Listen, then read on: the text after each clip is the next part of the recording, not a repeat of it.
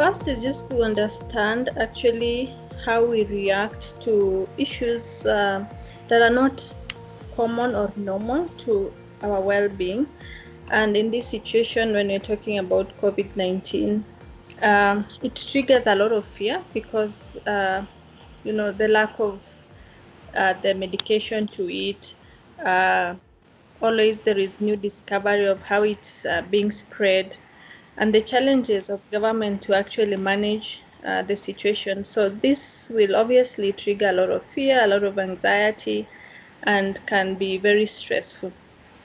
What is important is to understand that in such moments, fear and anxiety are very normal reactions, and we should treat them as such, as normal.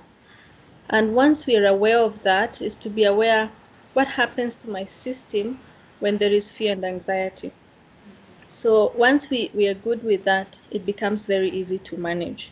So one is to acknowledge that the situation is very stressful and is most likely to trigger a lot of anxiety. And then anxiety is just a normal reaction to a fearful situation. And why we get or our system gets to be anxious or stressful is to give us a warning that something unusual is happening so that we get a corrective adaptive measure, but not to get into panic. So the management of that actually is just to understand now that my system tells me there is something unusual happening that could put me in danger. What will be the right measures that are very adaptive to the environment for my survival? And once we are at that in terms of foundation, then we're good to go.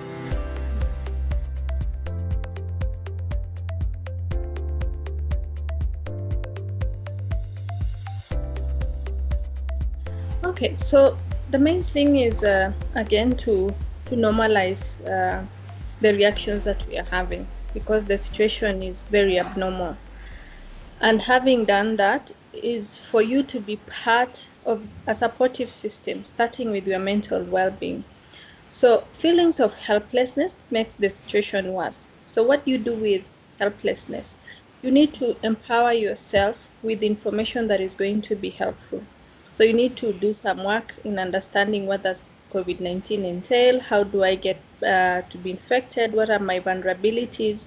How do I build my resource so that I'm less vulnerable? And once you have done that, is find out also where am I getting my information from? You have to use a credible source of information like WHO or the Ministry of Health. So some of the things that will actually reduce anxiety and sense of helplessness is having the right information. Second thing is because there's a lot of overflow of information, especially on social media. This information will flood your system. And when your system is flooded, this is when people get into panic and just start pressing forward messages that are most likely going to create more panic instead of empowering you. So to have a structure within your system to know at what time do you want to look at news and what is the source of that news, to keep yourself informed, but not now to saturate your system with this kind of information. When you're working from home, one thing you need to be aware of, it's a switch of your brain function. Your home is meant for rest and rejuvenation. And now you're changing that into work. So your system will struggle to adapt to that. And every time you're having a struggle, you need to reassure yourself that you're making that change. And it becomes much easier. And whenever there is change, you need to do it in small pieces. You don't just wake up and force your system that now this is a work environment and I need to adopt. So knowing that there'll be struggles make it easier to, slowly adjust. And having an open communication with your colleagues, how are they adjusting, the sense of solidarity, because you realize you're not the only one who is struggling.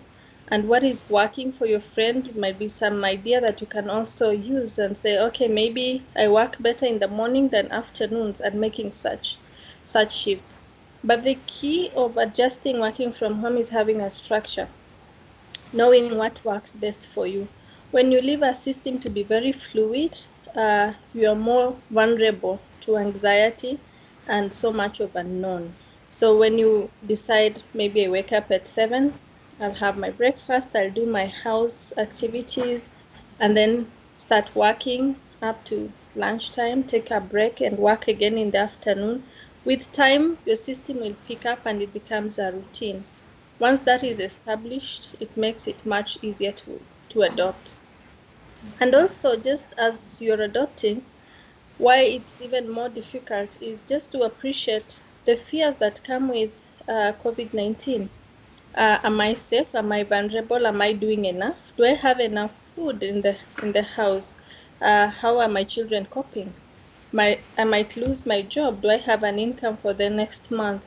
Just appreciating those emotions that come with it and finding a support system where you can actually be able to exchange information of how do you uh, caution your system against these emotions is very important. So as you set up your structure, you have to be very intentional on how you're going to build your resilience in managing the negative triggers, which are part of the reality of the situation as it comes.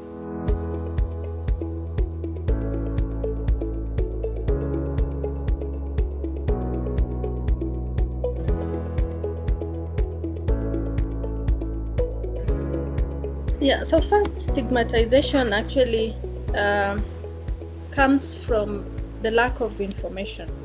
When people don't understand something, it's subject to their own interpretation. And when there is a lot of fear around it, and there's not been enough civic education actually for the public to appreciate what it is, how to manage it, and how to support people who are vulnerable, then you leave it to a lot of interpretation, and sometimes it comes in sense of humor, but it causes damage. So currently, in terms of the COVID-19, just as simple as the narrative that you allow even in your own household to build, like when you see the CS for health and the children start calling him the corona person, and you don't correct it immediately, this is something that starts building a narrative that there are things that we're just pegging it to the virus. And so, to correct that narrative, we have to be very sensitive that we are very vulnerable, not now just as a country, but as a people of the world. And we have to take extraordinary measures, not just only on health issues, but also in our narrative on how to empower people. And I think this is one of the things that the government hasn't done that well in terms of civic education, and even in journalists, in terms of the narrative that we allow to go on. So in a village where suddenly an ambulance comes and they are picking someone, and it looks like this person is almost it's almost like you've committed a crime. That level of treatment uh, creates a perception that there's something awfully wrong when you have, or when you're vulnerable. The other thing is when we witnessed the burial of someone in Busia or Siaya, uh, it also gave, it builds in your mind that there is something totally not normal that is connected.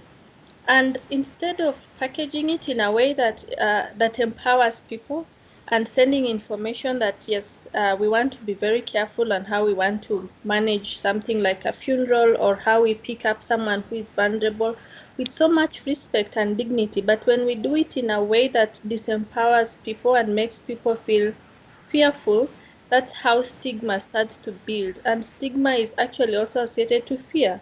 So we have to appreciate that uh, some of the measures that the government is taking are not empowering at all, and they need to be aware the messaging and the perceptions that they create. And that way, it can slowly start managing some of the issues of stigma, but also within our own household and the social media, when we are very sensitive and correcting each other, and just naming it in a way like any other virus that we can have, but now taking in extraordinary measures to protect ourselves, it would be more empowering.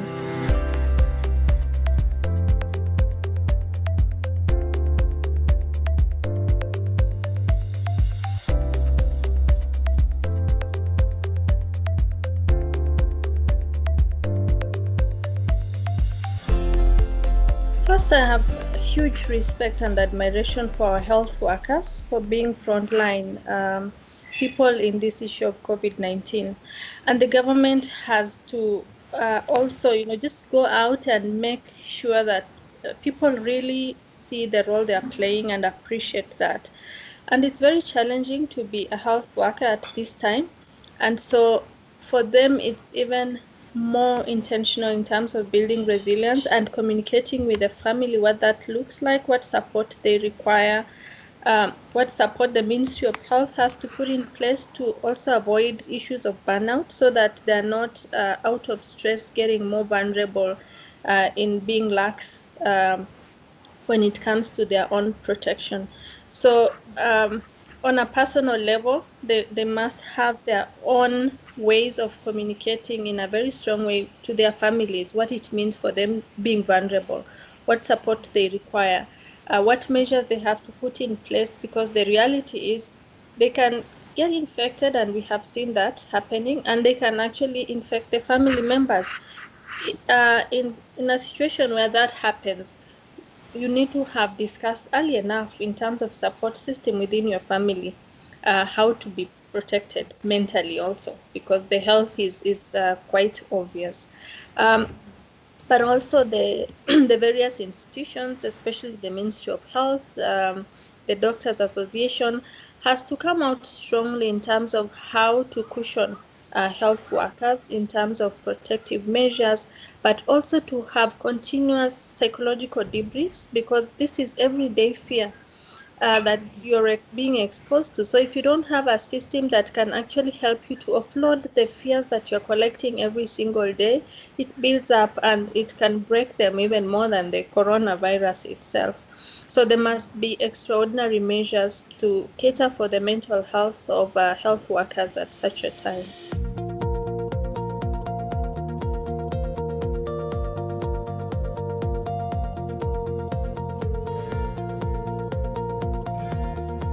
So when it comes to people who've recovered, there'll be a lot of emotions accompanied to that. And my hope is, even when they were in isolation, that they had access to mental support, because it's a time that you can be very broken, the fear of unknown, the pending loss of, I might die from this, anger, did I expose myself to this knowingly or unknowingly? Am I going to be a vulnerability to my family or not? So it comes with so many heavy emotions, and my hope is that they've been having access to mental health support. Having said that, when you recover and you go home, again, there'll be a flood of emotions. And we always hope that it is relief and gratefulness, but then also the opposite can happen, a sense of guilt, and also actually you can be stigmatized within your own family. Like, what if you are fully, you're still sick and we don't know? Am I going to make my family more vulnerable? So one is just to acknowledge that that will happen. The worst thing you can do to an emotion is to avoid it, ignore it, and hope that it will just pass with time. It only gets complicated. So to acknowledge every time and be able to communicate with your support system how you're feeling. And it's advised that even when people go home after the quarantine period, is that they maintain access to mental health services if they were provided for. There are those who can afford private services, and there is also, public support that has been offered through the Ministry of Health. So to continue with that you have someone who can check in with you to ensure your well-being is your status remain okay. But to manage going back to normal is to know that it's going to be a process, a day at a time.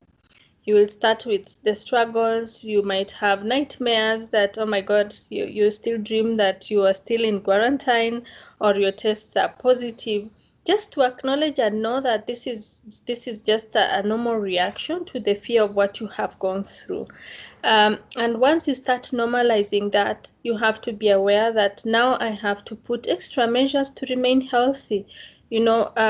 Social distancing, or what is now physical distancing, eating healthy, exercising, being able to Communicate openly about your fears and normalizing those fears, and being aware if you're getting overwhelmed that actually you continue seeking mental health support.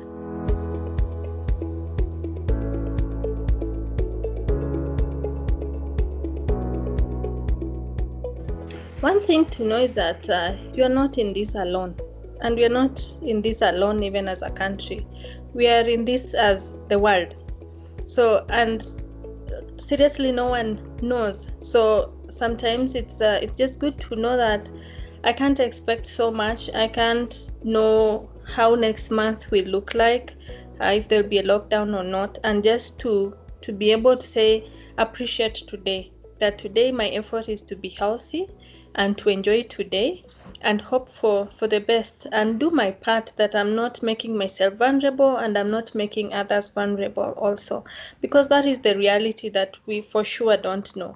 And it is a bit comforting knowing that you're not alone. It is a world solidarity, and we have to individually play our role, and our governments have to play their roles, and jointly as the world we are in this together, and hopefully it comes to an end soon. uh, of course, those fears will still come up. We are anxious. We were used to a certain structure. We are used to planning, and we have children who are to sit for exams and all those kind of things. But to just ease our minds and say, you know what, we have to take it a day at a time and hope for the best. And we have to know what is it that actually grounds us and gives us hope. So if it is your spirituality, it is something that you need to build on. If it's about your friendship, it's something you need to build on, that will give you strength, that will ground you, so that you're not always anxious about what happens tomorrow. And when COVID passes, because it will, I'm very hopeful that it will, and then we adopt new ways of coping, going back to work. If it's looking for other jobs at that time, those are just the realities of what will happen, because for now we don't know what happens tomorrow, so we can just hope for the best and make today a happy day.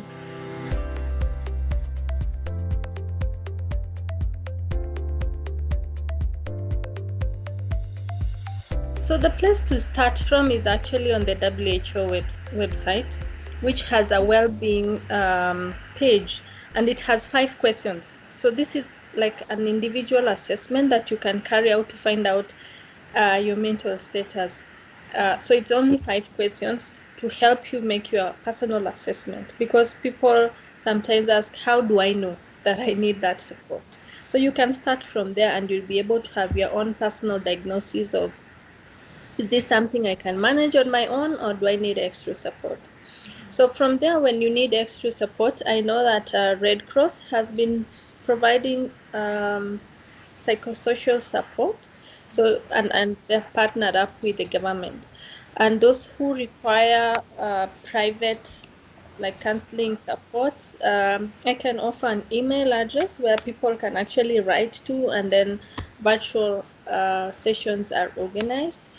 And the email address is Moya Counseling. So Moya is MOIR, and counseling is COUNSELLEING at gmail.com, which I think you can write it down for people who require that kind of support. So it is a huge network of psychologists actually in East Africa that can reach out to different people and provide virtual support. Thank you so much, Sabina. Any last words you would like to share before we end this?